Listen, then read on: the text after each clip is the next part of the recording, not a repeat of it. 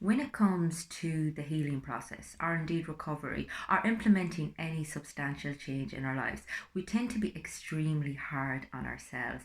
We tend to hold ourselves to these crazy high standards. We forget that it's very much about the journey as opposed to the final destination.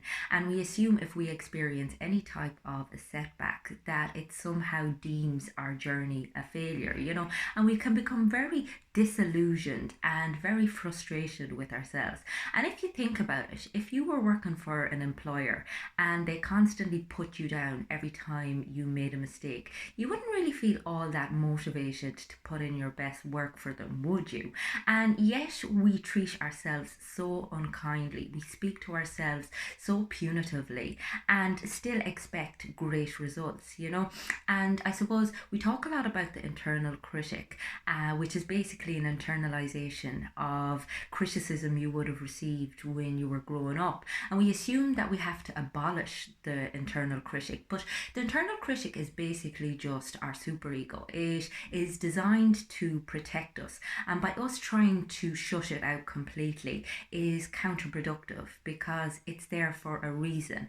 Whereas if we can meet our internal critic compassionately, listen to it, almost sit down with it, invite it to tea and say, okay, hang on here a second. I know you want the best for me, but the reality is, whilst your intentions are good, they're not actually helping me with what it is that I'm looking to achieve here. Likewise, if we are overly focused on the destination, on the result, which in a culture where instant gratification and success is very much the paradigm of the day, then we will always feel like we're failing, because oftentimes, particularly in healing, there is no final destination. I mean, it's this continuous journey of accountability, of self-inquiry, of learning to be vulnerable, having the courage to recognize what isn't working for you in life, and then trying to apply a little bit of wisdom, trying to be a little bit more humble, recognizing where your ego is working against you, recognizing the defense mechanisms which you put in place in order to survive but which have now become maladaptive, and trying to challenge them despite the fact that they feel like the ultimate safety blanket. And this is an ongoing process. It's not something that you developed overnight, so it's not something that you're going to eradicate overnight, or at least that's been my experience anyway. And I think part of what kept me stuck for so long was this idea that I could get to this kind of utopian destination where I would never experience negative feelings, or I would never use negative coping mechanisms, that I had to be this perfectly healed person. And it just isn't going to happen, I don't think. And I think the more I can sit with that and exist with that, as opposed to fighting against it, the better off I'm going to be, because I can work with myself very compassionately, as opposed to resisting everything or trying to let go of things with very much a closed fist. And it's seeing yourself as a continuous evolution. The more you have this kind of beginner's mind mentality, the better off you're going to be. Because again, with a beginner's mind, there is always so much potential. But with an expert mind, there's usually only one way to do things. And I think oftentimes we're influenced by social media, particularly when it comes to, recovery from mental health issues. I mean, there's a lot of people out there and they're very admirable, but they do focus very much on how amazing their life is now that they've come through, kind of the whole journey. And this can be very misleading and very intimidating for somebody who is still very much in the center or the midst of their struggle, because it feels like it's so unattainable. It's like it's so far away from where I'm feeling right now that it actually makes you feel worse about yourself. And I suppose I like to talk to people about how it's the small little things that will make the difference.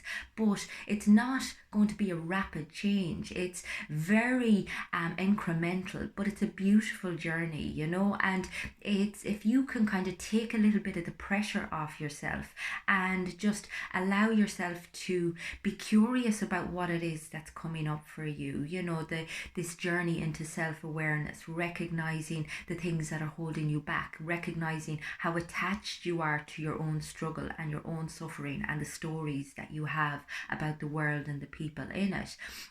That, you know, it's fascinating and it's ongoing, as opposed to being some kind of successful outcome that you need to reach in a certain amount of time, and that all of a sudden you're never going to experience any pain, you're never going to struggle again, you know. So being very open-minded, remind yourself always as well about how far you've come. I think oftentimes I used to get frustrated with myself that I didn't have perfect mental health after working on it for fucking like 15 years, after 15 years of, you know, kind of struggling with it.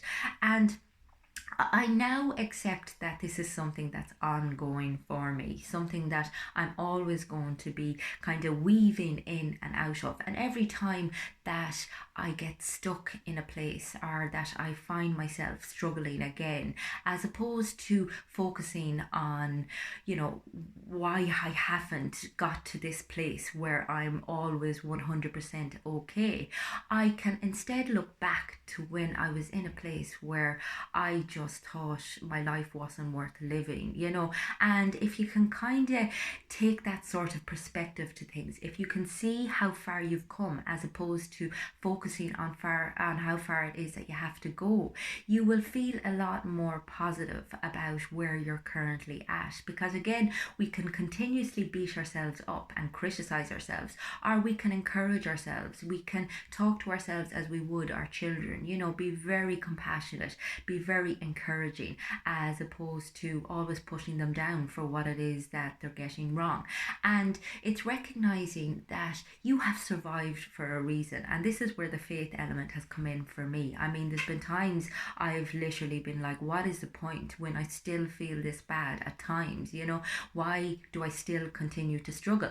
And sometimes it's about letting go of, you know, needing to know the answer or having a solution, and just having faith in the fact that you still are here, that you have survived a lot of horrendous stuff for a reason, that, you know, there is some higher purpose there for you, and that you have to believe that that's there and that's what you're working towards, as opposed to having to have something concrete in front of you, you know, some sort of accolade that you're working towards. It's just having faith that life is going to be okay and that nothing lasts forever. Again, we do tend to get bogged down in the permanency of our struggle when we're in it. And I know it can sound almost condescending when I say that nothing lasts forever, but it does.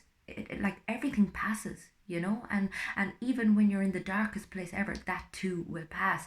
And I'm always reminded of, you know, we can't expect to put permanent solutions in place, because unfortunately life is going to throw you curveballs, and you have to accept that. You have to be able to tolerate that. You have to have the vulnerability and the courage to sit with whatever it is that life throws with you, or sit with what comes up for you, you know, the jealousy, the anger, the rage, the resentment, all of these things that you'd prefer not to experience and that you're ashamed about experience, and then you're giving yourself this double whammy for the fact that you're feeling bad, you know. And it's being like, okay, well, that's part and parcel of life, and that's something that I have to live with. And I have come a long way from where I was, and I have a long way to go, but man, am I privileged to get to go that journey, because not everybody gets the opportunity to become self-aware, to, you know, travel down the path of self-inquiry, and to find an acceptance that allows them to experience joy and meaning in the mundane, as opposed to always chasing these highs and these successes and the happiness that unfortunately are very ephemeral, that won't last forever, and that really don't sustain a meaningful life. I hope everyone is keeping well.